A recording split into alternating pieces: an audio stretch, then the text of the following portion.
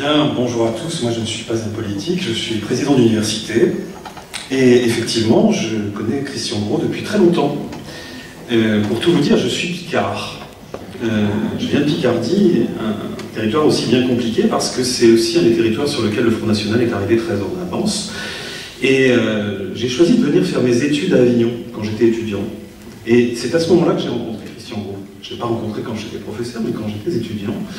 Et Christian Gros avait comme idée à l'époque de dire qu'il faut faire la promotion de cette université. Et ça serait bien d'avoir des étudiants qui travaillent là-dessus. Donc on avait fait un film. Et puis, je vous assure que personne ne nous faisait confiance dans l'université parce qu'on était étudiants et qu'on allait faire le film de promotion nationale.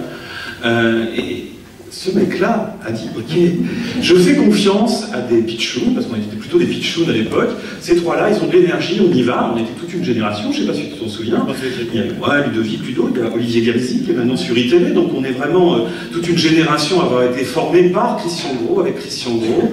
Et je trouve que cet acte de confiance est important, savoir comment on tend la main aux générations à venir.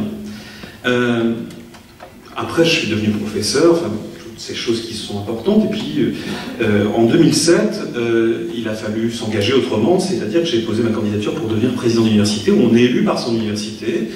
Et être élu dans une université, c'est être élu aussi par des collectivités territoriales, des gens qui votent pour vous. Tout ça est passionnant.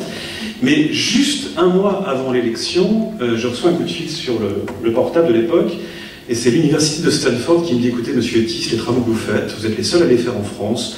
Nous, on veut vous recruter avec votre équipe à Stanford. Stanford. Dans ma carrière, ça fait rêver. Et moi, j'avais choisi d'être à Avignon parce que ici, et dans le Vaucluse, vous devez savoir, mesdames, messieurs, que c'est 53% de boursiers en première année de licence. C'est-à-dire la population étudiante la plus fragile de France. C'est des jeunes qui ont envie de réussir, qui n'ont pas les moyens d'aller ailleurs. Et très sincèrement, s'il y en a qui peut être recruté à Stanford, reste à Avignon pour pouvoir faire les choses, je trouve que c'est plutôt pas mal. Donc on a construit une équipe ici. Première rencontre quand je suis président d'université, le monsieur qui est à côté de Christian Gros, le président Pau.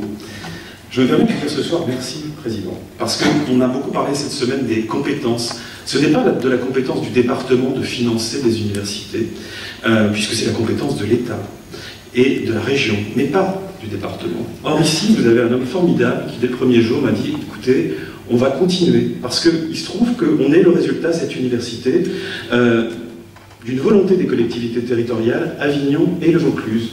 Sans la volonté des collectivités territoriales, cette université n'existerait pas. Nos jeunes ne pourraient donc pas étudier, parce que je vous assure que 53% de boursiers ne peuvent pas aller à Aix pour se payer un appartement. Ils ne peuvent pas aller à Montpellier, ils ne peuvent pas aller à Lyon. Donc on a une chance de pouvoir amener notre jeunesse vers l'enseignement supérieur. Moi, c'est une des raisons pour lesquelles je suis resté ici, c'est une des raisons pour lesquelles je tiens vraiment à remercier le département qui s'est toujours engagé au-delà des compétences. Et réfléchissez bien ce que ça veut dire. On a des compétences, mais on peut aller au-delà des compétences. C'est ce que ce monsieur fait, c'est ce que ce monsieur fait. Et je tiens vraiment à les en remercier ce soir par rapport à ça, parce que sans cela, on resterait un département paumé. Quand on regarde la carte nationale, vous savez que la situation de la moyenne de diplôme dans le Vaucluse, si on fait la carte, est équivalente à celle des quartiers nord de Marseille, pour vous laisser imaginer tout ce qu'on a à faire pour aller de l'avant.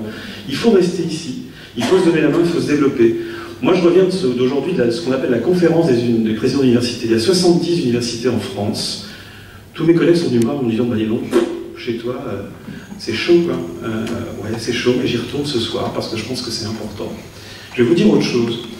En 2002, j'étais professeur, simple professeur, et quand Jean-Marie Le Pen arrive au deuxième tour, les étudiants étaient extrêmement émus. On a réuni beaucoup d'amphis, et ils étaient émus parce qu'ils étaient tristes, ils se demandaient ce qui se passait. Alors ils ont pris des tambourins, ils ont tapé, enfin ils ont réagi physiquement avec force, ils sont allés dans les rues manifester contre Jean-Marie Le Pen. Et je leur ai demandé combien d'entre vous avez votre carte d'électeur, parce que taper sur les tambourins c'est bien, mais voter c'est mieux. Pas beaucoup. Aujourd'hui, les étudiants sont silencieux. Ils ne manifestent pas contre le Front National. Je pense que c'est une question qui doit aussi nous interroger. Et oui, la génération dans laquelle on arrive aujourd'hui, c'est la seule génération, depuis l'après-guerre, qui sait qu'elle va vivre dans une société qui sera sans doute moins bonne que celle que leurs parents et leurs grands-parents ont connue. Moins bonne parce qu'on n'a pas su forcément tout transmettre au bon moment. Moi, je crois foncièrement que, vous disiez tout à l'heure que le Vaucluse était un laboratoire pour le Front National. moi j'espère qu'il sera une université pour l'avenir. C'est-à-dire qu'en sortant d'ici, on ne va pas se contenter d'applaudir, on va se demander qu'est-ce qu'on va faire pour notre jeunesse, pour savoir ce qu'on doit lui transmettre, pour éviter et pour leur redonner le goût de taper sur des tambourins, après tout c'est pas si mal que ça.